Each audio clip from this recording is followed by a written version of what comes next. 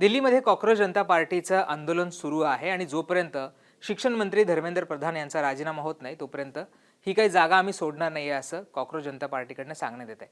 आता हे काही आंदोलन केवळ दिल्लीपुरतं किंवा जंतर मंतर पुरतं मर्यादित राहिलेलं नाहीये. देशभरातल्या वेगवेगळ्या भागांमध्ये हे आंदोलन केलं जात आहे. महाराष्ट्रामध्ये सुद्धा मुंबई, पुणे, नागपूर, सोलापूर सगळीकडे ही आंदोलनं केली जात आहेत आणि तरुण हे उत्स्फूर्तपणे रस्त्यावर उतरत आहेत.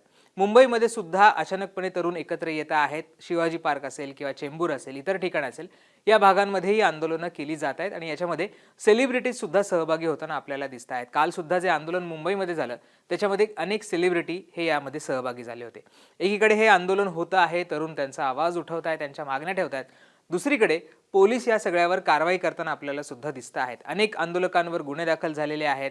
जे आंदोलक जमले त्यांच्यावर गुन्हे दाखल झालेले आहेत आणि जिथे ते कुठे असे तरुण जमताना दिसत आहेत, एकत्र येताना दिसत आहेत, तिथे त्यांना डिटेन केलं जात आहे. त्यांना पोलिसांच्या गाडीमध्ये घेतलं जात आहे आणि त्यानंतर पोलीस स्टेशनला त्यांना नेलं जात आहे. याचा विरोध सुद्धा करताना आपण पाहिलेला आहे. एका मुलीचा व्हिडिओ सुद्धा सोशल मीडियावर व्हायरल झाला आहे, ज्याच्यामध्ये ती जी व्हॅन होती ज्याच्यामध्ये या सगळ्या तरुणांना घेऊन चालले होते ती थांबवायचा तिने प्रयत्न केला होता आणि तिला या सगळ्यामध्ये समर्थन सुद्धा मिळतं. दुसरीकडे एका व्हॅनमधनं हे सगळे तरुण घेऊन चाललेले असताना काही तरुणांनी ते व्हॅनचा दरवाजा उघडला आणि ते सगळे त्यामधनं बाहेर पडल्याचं सुद्धा आपण बघितलेलं आहे. असे अनेक शेकडो व्हिडिओ सध्या सोशल मीडियावर व्हायरल होत आहेत आणि तुम्ही इंस्टाग्राम काढा, फेसबुक काढा, कुठेही जा, तुम्हाला कॉक्रोच जनता पार्टी आणि ही सगळी वेगवेगळी आंदोलनं सुरू आहेत त्याच्या संदर्भातले व्हिडिओज दिसत आहेत. तरुणांचा राग दिसतोय. यामध्ये एक व्हिडिओ सध्या चांगलाच व्हायरल होत आहे. तो व्हिडिओ आहे एका पोलिसाचा. समझे कसम से घर पे इधर वापिस अगर किधर मिला नहीं नहीं नहीं तो नहीं फिर मेरे साथ बेकार आदमी नहीं बिल्कुल नहीं बिल्कुल मैं डायरेक्ट 50-50 ग्राम पाउडर डाल देगा किधर में। अरे नहीं नहीं हाँ, नहीं फिर गया क्या जिंदगी गया। अरे नो जामीन। वो तो सर वो तो और ही खराब तुम लोग की वजह से हम लोग को तकलीफ है अभी। ठीक है सर जाएंगे मैं तो मालूम पड़ा कि फिर घूम के आ गए नहीं नहीं नहीं तुम लोग को। याच जे तरुण आहेत जे आंदोलनामध्ये सहभागी झाले आहेत त्यांनी हा काढलेला व्हिडिओ आहे.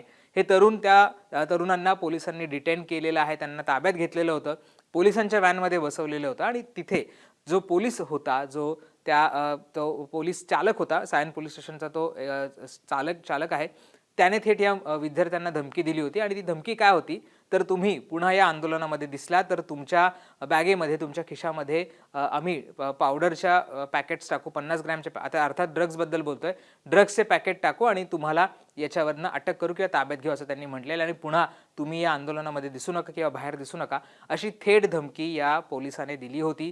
त्याचा व्हिडिओ या तरुणांनी रेकॉर्ड केला होता आणि हा व्हिडिओ सध्या सोशल मीडियावर चांगलाच व्हायरल होत आहे. त्याच्याबद्दल अनेक प्रश्न विचारले जात होते, कुठला व्हिडिओ आहे, काय, याच्याबद्दल अनेक गोष्टी बोलल्या जात होत्या. पण आता याची माहिती समोर आलेली आहे आणि आता सरकारने याच्यावर कारवाई सुद्धा केलेली आहे. पवन सांगळे अशा नावाचं हे नाव आहे त्या व्यक्तीचं, जो चालक आहे, त्या गाडीवरचा जो ड्रायव्हर आहे, जो पोलीस आहे तिथला, त्याचं नाव आहे. सायन पोलीस स्टेशनमध्ये तो ड्रायव्हर असल्याचं या सगळ्यामधनं समोर आलेलं आहे आणि आता त्याचं निलंबन केल्याचं सुद्धा समोर आलेलं आहे. चौकशी करण्यात आली. चौकशीमध्ये त्याचा व्हिडिओ जो व्हायरल झाला आहे त्याच्याबद्दलची चौकशी करण्यात आली आणि त्या चौकशीनंतर आता त्याचं निलंबन करण्यात आलेलं आहे. जे DCP आहेत मुंबई पोलीसचे, त्यांनी असं सांगितलं होतं की जो ड्रायव्हर आहे, कन्सर्न ड्रायव्हर आहे, त्यांना त्यांची जी पोस्टिंग होती ज्या ठिकाणावरनं तिथनं त्यांना काढून टाकलेलं आहे आणि त्यांची इन्क्वायरी सुद्धा केली जाते आहे.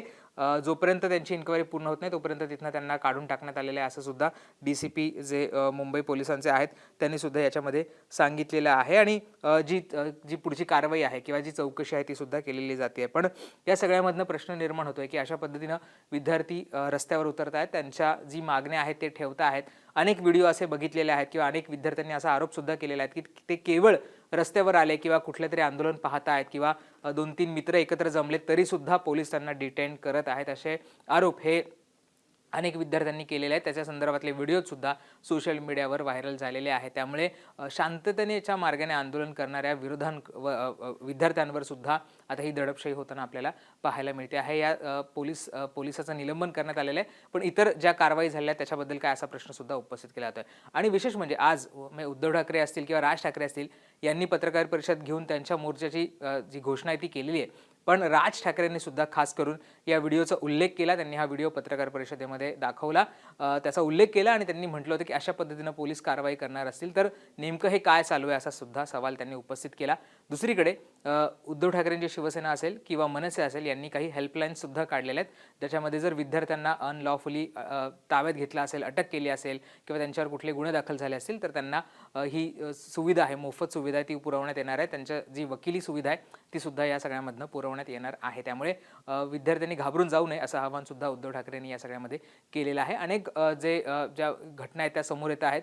काही सोर्सेसकडनं असं कळालेलं आहे की विद्यार्थी जे या आंदोलनामध्ये सहभागी झाले होते त्यांना फेस रेकग्निशनच्या माध्यमातून कॉलेजेसमध्ये जाऊन शोधण्यात येत आहे, त्यांना डिटेन केलं जातं आहे, त्यांना धमकवलं जातं आहे. त्यामुळे अशा पद्धतीने दडपशाही केली जात असल्याचं सुद्धा विद्यार्थ्यांकडनं सांगण्यात येत आहे. आता या सगळ्यांवर सुद्धा कारवाई होणार का आणि जो पुढचा मोर्चा निघणार आहे त्याच्यामध्ये पोलीस काय भूमिका घेणार हे पाहणं महत्त्वाचं असणार आहे. तुम्हाला या सगळ्या व्हिडिओजबद्दल काय वाटतं हे आम्हाला कमेंट करून सांगायला विसरू नका. आणि जंतर मंतरवरचं प्रोटेस्ट असो किंवा महाराष्ट्रामधले कुठेही आंदोलन सुरू असो ते आम्ही तुमच्यापर्यंत पोहोचवत राहणार आहोत. त्यामुळे मुंबई तकला सुद्धा सबस्क्राईब करायला विसरू नका.